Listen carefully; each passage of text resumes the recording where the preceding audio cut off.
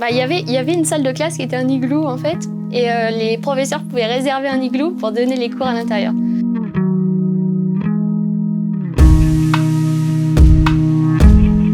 Il y a 20 personnes dans une équipe, donc une personne assise là, une personne à côté, et des personnes qui sont sur le terrain. Et comme la centrale nucléaire elle fonctionne jour et nuit, on est 7 équipes de 20 personnes, donc il y a 7 chefs qui s'alternent toutes les 8 heures. Et donc je suis chef d'équipe.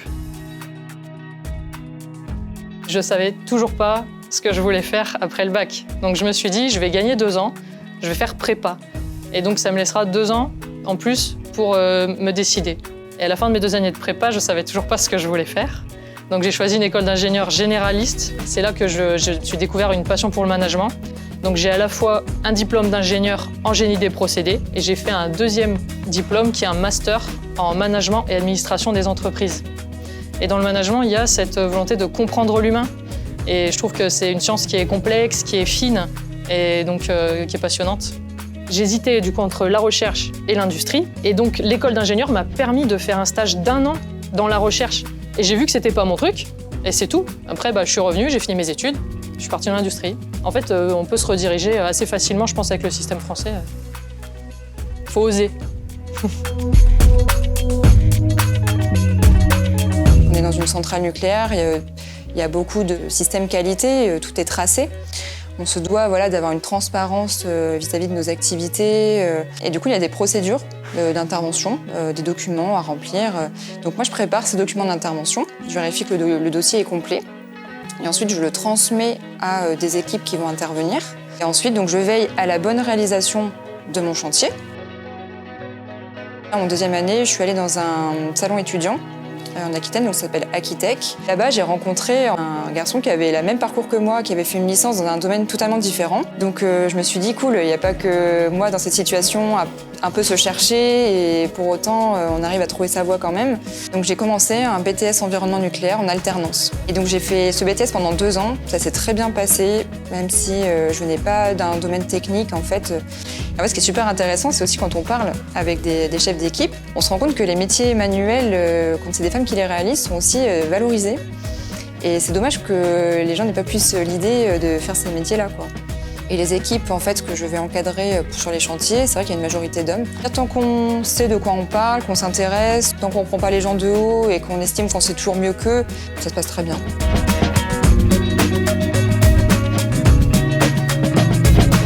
Sur le développement de toutes les nouvelles attractions qui viennent sur le parc, tous les nouveaux projets. Tout à l'heure, je vous ai amené voir les dessous de l'attraction Chasseur de Tornades. Moi, j'ai participé à tout le montage de la plateforme, l'analyse de risque, l'âme deck, les pièces détachées, etc. Je suis arrivée un petit peu en même temps que cette plateforme sur le parc, donc j'ai suivi son évolution et on a grandi ensemble, entre guillemets. Au-dessus de chaque axe, on a 3 moteurs. 3 moteurs chacun.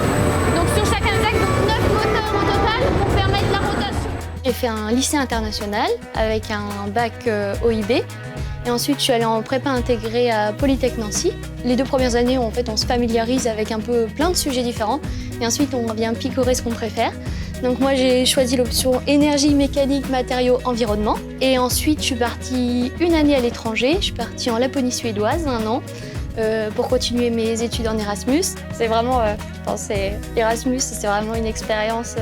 Je pense que chaque personne devrait avoir la chance de vivre parce que on rencontre des gens de partout. Et ensuite, un jour, j'ai rencontré quelqu'un à un salon des métiers qui était ingénieur en parc d'attractions.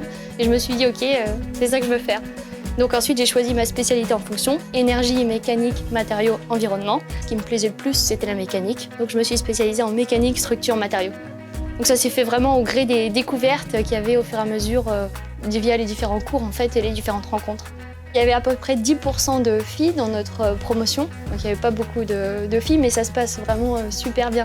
Si ça plaît, la mécanique par exemple, et que vous êtes une fille, il n'y a pas du tout de problème, il faut y aller parce que si c'est ça qui vous plaît, c'est ça qui va vous donner envie de vous lever le matin pour aller travailler.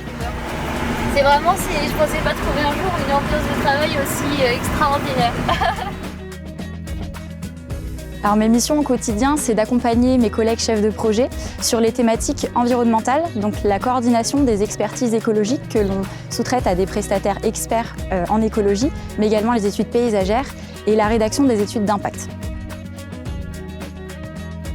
Ne sachant pas exactement quoi faire après mon baccalauréat, j'ai fait une prépa intégrée qui m'a amenée à une grande école d'ingénieur en agronomie et après plus spécifiquement en génie de l'environnement. Et donc ma curiosité m'a amenée à essayer de comprendre comment les grandes entreprises pouvaient faire des projets qui prenaient en compte la biodiversité. Et le stage professionnel m'a permis de m'ouvrir cette porte vers les projets éoliens terrestres. Je dirais de la rigueur. La passion. Diversité. Je dirais la pugnacité, savoir avancer des fois face au vent.